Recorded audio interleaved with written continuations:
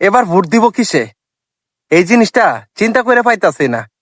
কারণ বর্তমানে অনলাইনে ঢুকলে একটা জিনিস দেখতেছি, এ বলতাছে ওই চাঁদাবাজি করে, ওই বলতাছে ওইটা করে, এরকম নিয়ে মানে দুইটা দল বর্তমানে চলতেছে, জামাতে ইসলাম বিএনপি। একজন আরেকজনরে বলতাছে এটা করে, আরেকজন এটা করে। তাহলে ভালো কে? এই জিনিসটা সাধারণ মানুষের একটা চিন্তা ঢুকে গেছে। তাহলে এই জিনিসটা ভালো কে, যে এ আর বদনাম করতেছে, ওই আর বদনাম করতেছে? আসলে দেশ গড়ার জন্য কারো বদনাম না, দেশ গড়ার জন্য অবশ্যই ভালো মন রাখতে হবে, এবং দেশে ভালো করার জন্য দেশটা কিভাবে হবে, বেকারত্ব হার কিভাবে কমবে, এইগুলো চিন্তা ভাবনা করতে হবে। এইগুলো চিন্তা ভাবনা না কইরা তারা ওই যে কথা আছে না, একজনের পিছনে আরেকজন বদনাম করতেছে, অথচ সাধারণ মানুষ বিভ্রান্তি পড়ে যাইতাছে যে কারে ভোট দিবে। এই জিনিস নিয়ে খুব চিন্তায় পড়ে যাইতাছে সাধারণ মানুষ। আমি মনে করি যে এগুলা বাদ দিয়ে আগে সিদ্ধান্ত করেন যে দেশটা কেমনে ভালো হবে। যে পাস হোক, বিএনপি হোক, জামাত হোক, যেই পাস হোক, এর ভিতরে একটা জিনিস চিন্তা করেন যে দেশটা কিভাবে ভালো যাবে, দেশের যে বেকারত্ব হার কিভাবে কমবে, দেশের মানুষগুলা কিভাবে ভালো চলবে, দেশে কিভাবে চাঁদা মুক্ত হবে, দেশে কিভাবে দুর্নীতি মুক্ত হবে। এই জিনিসগুলা খেয়াল করেন, এই জিনিসগুলো আগে খেয়াল করেন। এই বদনাম কইরা মানে একজন আরেকজনদের নিয়ে এরকম কথা বলার চায়া এই কাজগুলো করেন, অনেক ভালো হবে। কারণ সবাই এখন মানে চিন্তা করে গেছে কাকে ভোট দিবে।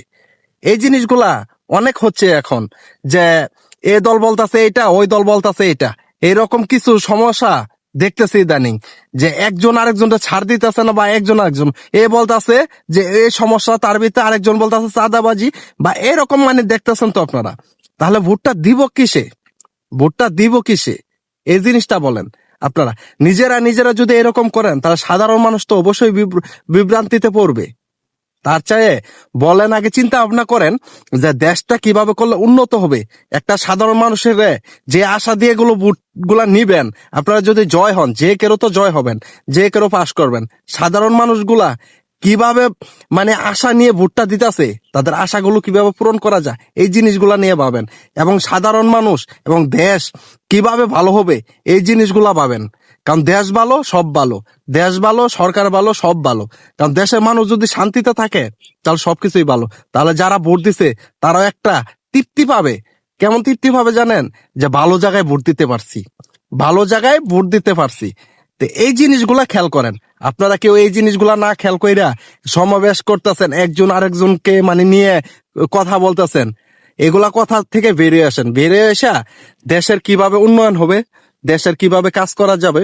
আর সর্বপ্রথম যে জিনিসটা আমি আপনাদের কাছে একটা আবেদন জানাই, যে দেশের মানুষ বেকারত্ব হার কিভাবে কমবে, লেখাপড়া কইরা বা এমন যারা বেকার আছে তাদের বেকারের মানে চাকরির ব্যবস্থা করেন। চাকরির ব্যবস্থা করলে তাদের কিচ্ছু দেওয়া লাগবে না, তারা চাকরি করেই চালাইতে পারবে। যারা চাকরি পাচ্ছে না তাদের ব্যবসার ব্যবস্থা করে দেন, ব্যবসার ব্যবস্থা করে দেন, যে কোনো একটা ব্যবস্থা করে দেন।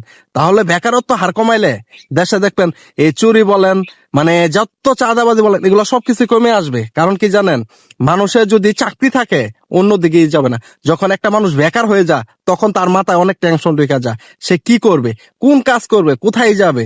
তখনই মানুষ অনেক অবৈধ কাজে যুক্ত হয়ে যায়, অনেক জিনিসে যুক্ত হয়ে যায়। তো এইগুলা থেকে আমাদের বের হয়ে আসতে গেলে অবশ্যই চাকরির ব্যবস্থা করতে হবে। আগে চাকরির ব্যবস্থা করেন, তারপরে দেখবেন দেশ সবকিছুই ভালো হয়ে যাবে।